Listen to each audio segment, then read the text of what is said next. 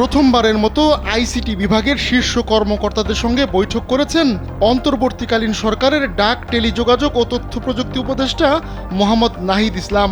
বৈঠকে আইসিটি বিভাগের সচিব শামসুল আরিফিন, বাংলাদেশ কম্পিউটার কাউন্সিলের নির্বাহী পরিচালক রঞ্জিত কুমার, অধিদপ্তরের মহাপরিচালক মোহাম্মদ মোস্তফা কামাল প্রমুখ উপস্থিত ছিলেন।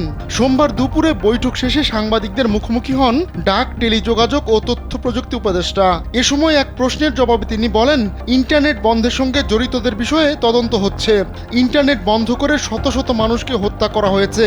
অবশ্যই যারা এই প্রক্রিয়ার সঙ্গে জড়িত তাদেরকে বিচারের আওতায় আনা হবে। এক্ষেত্রে সাবেক প্রতিমন্ত্রী জুনায়েদ আহমেদ পলক সহ জড়িত সকলের বিরুদ্ধে আইনি পদক্ষেপ নেওয়া হবে। যমুনা রেফ্রিজারেটর, খাবার ফ্রেশ তো লাইফ জম্পেশ। নাগরিক অধিকার ক্ষুণ্ণের দায়ে তাদের বিচার করা হবে। নাহিদ আরও বলেন, যদি পুনরায় বিস্তারিত তদন্ত করতে হয় সেটি করা হবে। এক্ষেত্রে সরকার, মন্ত্রী বা অন্য কোনো সংস্থার লোক যুক্ত হয় তাদের অবশ্যই বিচার করা হবে। অবাধ তথ্য প্রবাহ ও ইন্টারনেট নিশ্চিত করা মানুষের মানবাধিকারের বিষয়। যারা বন্ধ করে দিয়েছে তারা মানবাধিকার লঙ্ঘন করেছে এবং বন্ধ করে শত শত মানুষকে হত্যা করা হয়েছে। অবশ্যই এই প্রক্রিয়ায় যারা জড়িত তাদের বিচার করা হবে।